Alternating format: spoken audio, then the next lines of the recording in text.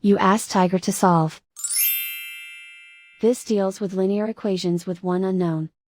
The final result is x equals -18/5. Let's solve it step by step.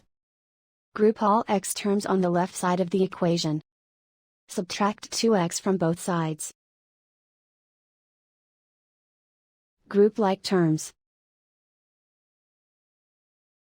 Group the coefficients. Convert the integer into a fraction. Combine the fractions. Combine the numerators. Simplify the arithmetic. Group all constants on the right side of the equation.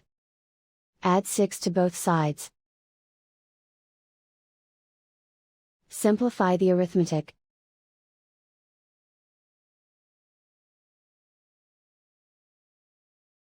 Isolate the x. Multiply both sides by inverse fraction 3/5.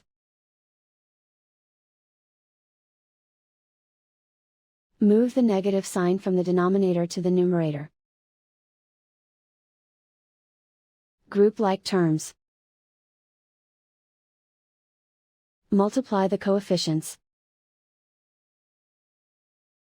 Simplify the arithmetic.